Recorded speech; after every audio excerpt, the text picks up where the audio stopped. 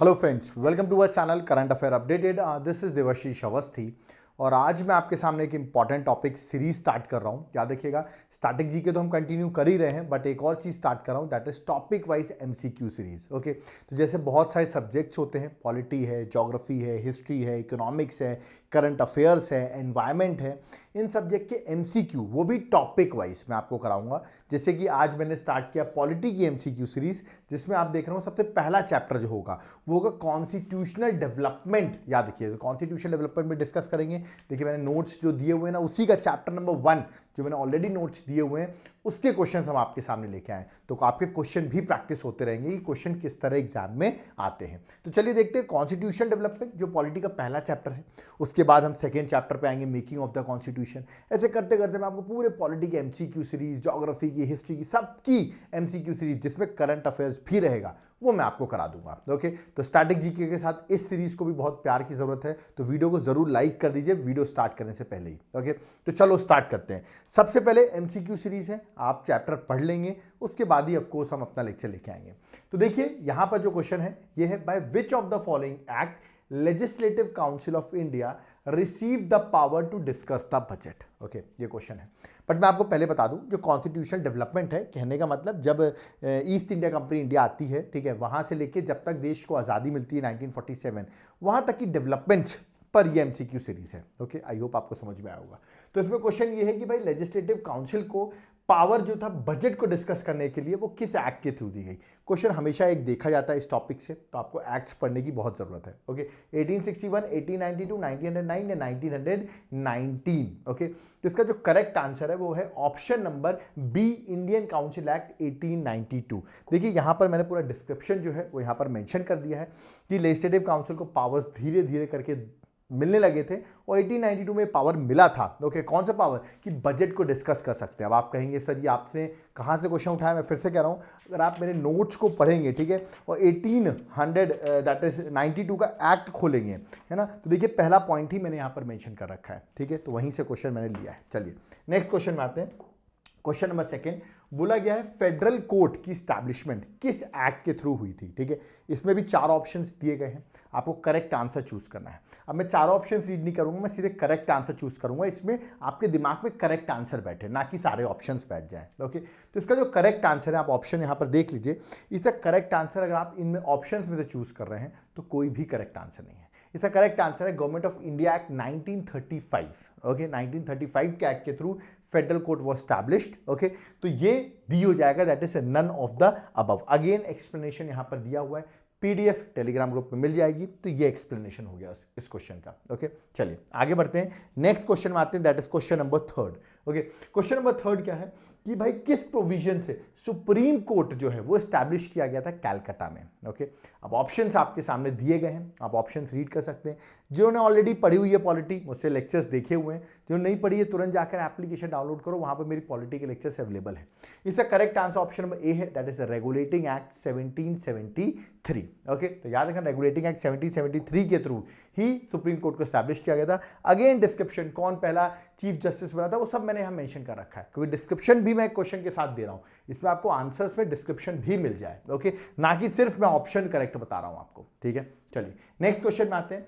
British parliament ने abolish किया था ईस्ट इंडिया कंपनी की monopoly over trade in India. तो किस एक्ट के थ्रू मोनोपोली जो थी वो याद रखिए एबॉलिश हुई थी। ऑप्शंस आपके सामने है, regulating act, Pitt's India act, charter act 1813 या none of the above. Okay, तो इसमें से करेक्ट आंसर बताना है। याद रखिए correct answer option number C है, charter act 1813। Okay, this is very important, क्योंकि इस एक्ट के थ्रू मोनोपोली एबॉलिश की गई थी, कंप्लीटली एबॉलिश नहीं हुई थी। कंप्लीटली एबॉलिश 1833 के एक्ट से हुई थी, रिमेंबर, है ना, बट 1813 के एक्ट से एबॉलिश हो गई थी, कंप्लीटली नहीं हुई थी, क्योंकि ट्रेड विद चाइना और trade in T still company के पास मोनोपोली थी, वो उस पर ट्रेड सिर्फ कंपनी ही करेगी, ईस्ट इंडिया कंपनी, बाकी याद रखिएगा बाकी एबॉलिश कर दी गई। तो इसमें से बेस्ट आंसर जो चूज करूंगा that is option number C, charter act 1813। Okay, चलिए नेक्स्ट क्वेश्चन में आते हैं। आपको लोग सोच रहे होंगे सर इसको नोट डाउन करना है, पीडीएफ दे दूंगा ना, वहां पर सब कुछ दिया हुआ, आप वहां से सीधे पढ़ लेना। ओके, क्वेश्चन नंबर 5, ठीक है, ये डायरेक्टी का जो प्रिंसिपल था, ओके, पूछा गया इसका मतलब क्या होता है। Dyarchy refers to, this is the question. Okay, तो डायरेक्टी का मतलब क्या होता है, अब मैं आपको बता दूं 1919 के एक्ट के through, okay, dyarchy was introduce at the provinces. Okay, dyarchy का मतलब होता था, जो डायरकी मतलब होता है जो सब्जेक्ट्स होते हैं वो दो पार्ट में डिवाइड हो जाते हैं, that is transferred and reserve subjects. Okay, और इसके बारे में मैंने डिस्क्रिप्शन भी बताया हुआ, अगर आपने मेरी पॉलिटी क्लासेस देखी होंगी तो। ओके, अब मैं पूरा यहाँ पर डिस्कस नहीं करूंगा क्योंकि यार ये तो एमसीक्यू सीरीज है, आपने मेरे लेक्चर्स देख लिए होंगे तो क्वेश्चन आपको बन रहे होंगे। करेक्ट आंसर ऑप्शन में डी है, that is division of the subjects delegated to provinces into two categories. याद रखिएगा, इसमें से बेस्ट ऑप्शन चूज करना है। तो बेस्ट ऑप्शन ये है कि प्रोविंसेस, ये 1919 में क्या किया गया था, जो प्रोविंसेस के सब्जेक्ट्स के उनको दो पार्ट में डिवाइड कर दिया गया था, ट्रांसफर्ड और reserve subject. Okay, reserve subject याद रखिएगा, जो ईस्ट इंडिया कंपनी थी एक तरीके से उन्होंने अपने हाथ में ही रखा था, मतलब ब्रिटिश गवर्नमेंट जो थी उन्होंने अपने हाथ में रखा था, मतलब गवर्नर जनरल था वो बिना लेजिस्लेटिव असेंबली से पूछ के कानून बना सकता था। जबकि जो ट्रांसफर्ड सब्जेक्ट थे उसमें ऑफ कोर्स जो कानून बनते थे, गवर्नर जनरल जो कानून बनाता था वो असेंबली से पूछ के बनाता था। ओके, तो जो इंपॉर्टेंट सब्जेक्ट थे वो उन्होंने रिजर्व्ड में रख दिए थे, जैसे फाइनेंस हो गया, ओके, पुलिस हो गई, बट जो काम के नहीं, जैसे लोकल गवर्नमेंट हो गया, ये सब उन्होंने किस में दे दिया था, दैट इज ट्रांसफर्ड में। पूरा डिटेल जो है, देखिए ये पूरा डिस्क्रिप्शन जो है वो मैंने यहाँ पर मेंशन कर रखा है, आप चाहें तो इसको पढ़ सकते हो। ओके, तो करेक्ट आंसर यहाँ पर ऑप्शन नंबर डी था। क्वेश्चन नंबर 6 में आते हैं, पूछा गया डायरकी जो है वो सेंट्रल लेवल में कब इंट्रोड्यूस की गई। मैंने अभी बताया 1919 के through dyarchy was introduce at where, that is at provinces, मतलब स्टेट लेवल। सेंट्रल लेवल में इंट्रोड्यूस की गई थी गवर्नमेंट ऑफ इंडिया एक्ट 1935 के थ्रू। मतलब जो सेंट्रल सब्जेक्ट्स होंगे वो डिवाइड हो जाएंगे कितने पार्ट में, दैट इज टू पार्ट में, दैट इज ट्रांसफर्ड और रिजर्व्ड। ओके, तो correct answer that is option number A, 1935 act. Okay, next question में आते हैं, the Indian legislature was made by cameral for the first time. By cameral मतलब दो houses किस act के through बने थे। ऑप्शंस आपके सामने हैं, मैं फिर से बता रहा हूं, मैं यहां पर सीधे करेक्ट आंसर चूज करने वाला हूं, I am not going to read out the other options. Okay, तो इसमें जो करेक्ट आंसर है वो क्या है, वो है 1919 का act, government of India act 1919 के थ्रू फर्स्ट टाइम याद रखिए बाई कैमरल लेजिस्लेचर, मतलब याद रखिए दो हाउस, ठीक है, एक जैसे अभी आज के में मैं बात करूं तो लोकसभा राज्यसभा दो हाउसेस हैं कि नहीं, तो बाई कैमरल लेजिस्लेचर, तो ऐसे बाई कैमरल लेजिस्लेचर 1919 के थ्रू आया था, ये आपको याद रखना है।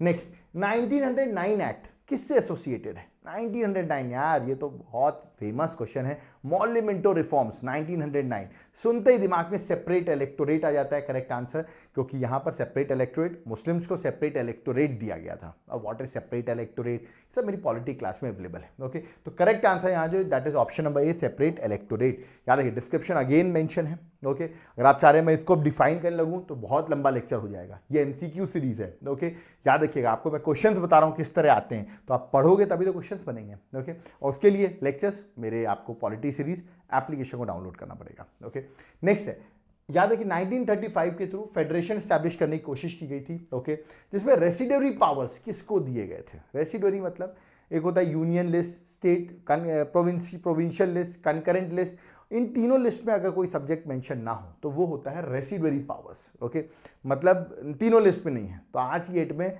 अभी मैं बात करूँ एट प्रेजेंट अगर रेसिडरी सब्जेक्ट की बात करें तो उसको पावर पार्लियामेंट के पास है। बट पूछा गया उस टाइम पे किसके हाथ में दिया गया था, इन ऑप्शंस में से आपको चूज करना है। करेक्ट आंसर है that is governor general according to these options. Of course उस टाइम पे हम गवर्नर जनरल को वाइसरॉय भी कहते थे। ओके, बट स्टिल याद रखना आपको रेसिडरी पावर्स जो रहेंगे, क्योंकि उस टाइम पर गवर्नर जनरल हुआ करते थे हर प्रोविंसेस में, तो इसका करेक्ट आंसर होगा जो तीनों लिस्ट में मेंशन नहीं होंगे वो गवर्नर जनरल्स के बाद, याद रखिएगा वो कानून बनाने का पावर उसके पास चला जाएगा। ओके, नेक्स्ट क्वेश्चन में आते हैं, देखिए तो correct answer option number C है। क्वेश्चन नंबर 10th में आते हैं, ठीक है, ये बड़ा इंपॉर्टेंट क्वेश्चन है, यूपीएससी का क्वेश्चन है ये क्वेश्चन। तो the distribution of power between centre और स्टेट कॉन्स्टिट्यूशन में किस एक्ट के थ्रू या किस प्लान के थ्रू बनाया गया था। फिर से बोलो, distribution of power between centre and state. Okay, this is very important question. Centre और स्टेट के बीच में पावर डिस्ट्रीब्यूट किया गया था गवर्नमेंट ऑफ इंडिया एक्ट 1935 के थ्रू। Remember this is very important, देखिए यहाँ पे लिखा भी हुआ है कि separation of power was made by the government of India act 1935। It divided legislative power, जो कानून बनाने के पावर थे बिटवीन सेंट्रल और स्टेट, वो डिवाइड किए गए थे। ओके, तो करेक्ट आंसर क्या है, that is option number C, government of India act 1935। इस एक्ट के थ्रू आपको याद रखना है डिवीजन किया गया था बिटवीन सेंटर और स्टेट, कि भाई सेंटर इस सब्जेक्ट में लॉ बना रहा है, स्टेट इस सब्जेक्ट में बना रहा है। ओके, नेक्स्ट है 1935, जो गवर्नमेंट ऑफ इंडिया एक्ट 1935 है, उसकी इंपॉर्टेंस क्या है। ऑप्शंस आपके सामने मेंशन है, सबको पता होना चाहिए। सबसे ज्यादा अगर जब संविधान बना, कॉन्स्टिट्यूशन बना, मैक्सिमम सोर्स हमने जिससे लिया है वो गवर्नमेंट ऑफ इंडिया एक्ट 1935 है। तो main source of the constitution क्या था? Government of India act 1935। Okay, तो आपको याद रखना है, that is the correct answer. ये था importance government of India act 1935 का। ओके, नेक्स्ट कैबिनेट मिशन आया, ठीक है, उसके थ्रू कॉन्स्टिट्यूएंट असेंबली बनाई गई, ठीक है।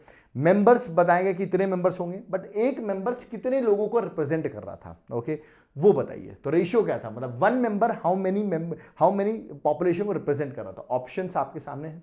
करेक्ट आंसर मैं सीधे बता रहा हूं, क्वेश्चन बिल्कुल दिया हुआ है, this is very important. Correct answer option में बी है, दैट इज 10 लाख। तो आपको याद रखना है 10 लाख की पॉपुलेशन को रिप्रेजेंट करता था एक पर्सन जो कॉन्स्टिट्यूएंट असेंबली में गया था। ओके, चलिए नेक्स्ट क्वेश्चन में आते हैं।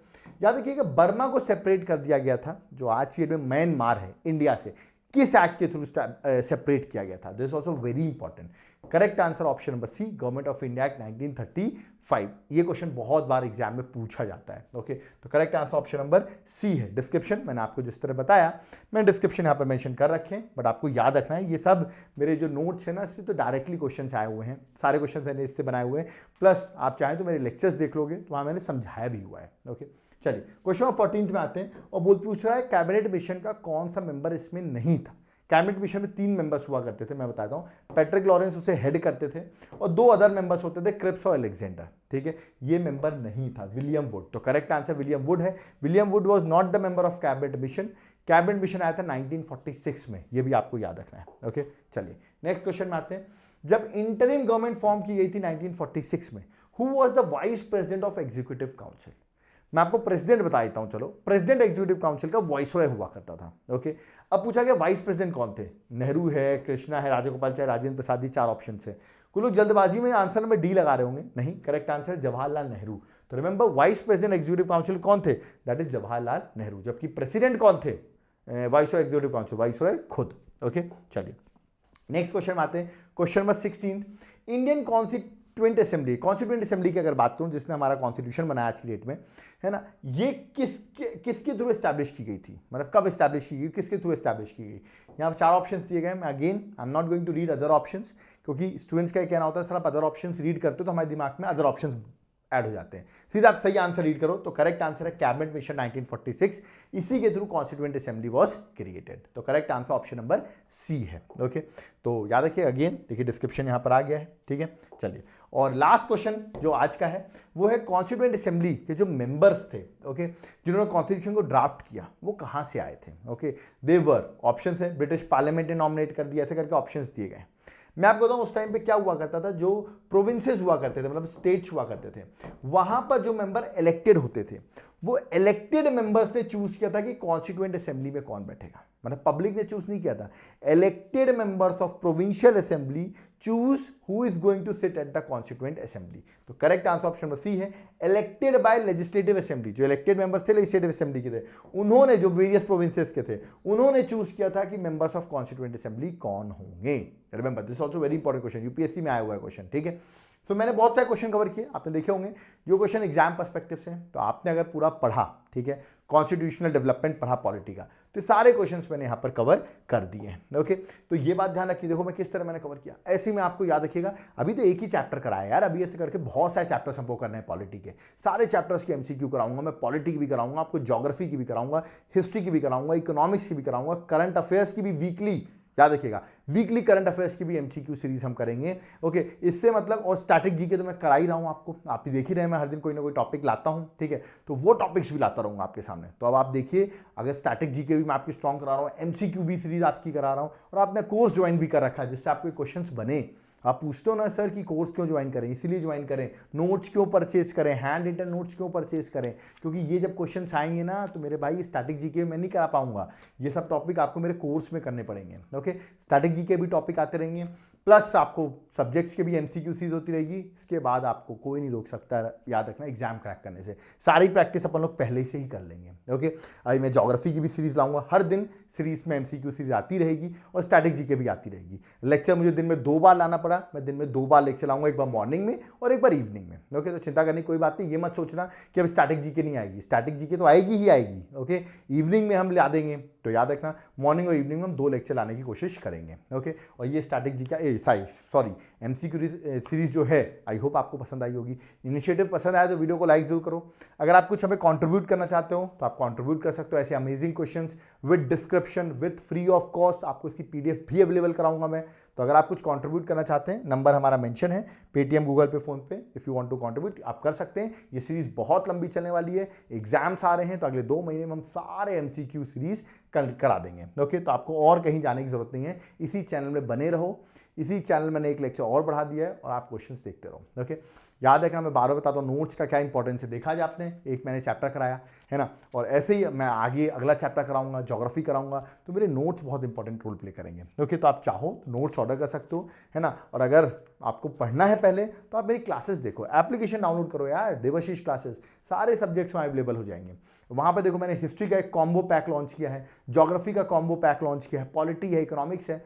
पढ़ के रखो, मजा आएगा सीरीज सॉल्व करने में। अगर आपको क्वेश्चंस बनेंगे तो आपको और कॉन्फिडेंस बिल्डअप होगा, ठीक है। और यूपीएससी के कोर्सेज की प्रिपरेशन करनी हो, स्टेट सर्विसेज की, एप्लीकेशन को डाउनलोड करो। यही आपका एक सिंगल वे है जहां पे आपको हर चीज गाइड करूंगा। मैंने अभी स्ट्रैटेजी का भी वीडियो बनाया, जिन्होंने अभी तक मेरा यूपीएससी की स्ट्रैटेजी का वीडियो नहीं देखा है, मैं फिर से बता दूं, यूपीएससी की स्ट्रैटेजी का वीडियो मैं लिंक डाल रहा हूं डिस्क्रिप्शन बॉक्स में, जाकर देख लो। मैंने प्रॉपर टाइम टेबल बताया कैसे पढ़ना चाहिए। ओके, वो देख लिया आपने और लेक्चर्स कर लिए मेरे, एग्जाम कोई नहीं रोक रहा आपका, ठीक है। तो स्ट्रैटेजी वीडियो जरूर देख लेना। ओके, कोई डाउट क्वेरी है कमेंट करिए। ओके, नोट्स ऑर्डर करने कॉन्टैक्ट नंबर दिया हो, व्हाट्सएप करो। ओके, नोट्स आपके घर तक पहुंच जाएंगे, पीडीएफ भी ऑर्डर कर सकते हो। कोई डाउट क्वेरी है वो भी मेंशन करो। ओके, ऐसी एमसीक्यू सीरीज आती रहे उसके लिए मोटिवेट करने के लिए अगर आप कुछ लाइक कर सकते हो, कमेंट कर सकते हो, जिसमें हम इस सीरीज को बड़ा करें और कंटिन्यू करें। ओके, तो do comment in our video please. Video को जितना हो सके अपने फ्रेंड्स के साथ वीडियो को जरूर शेयर करें। Thank you.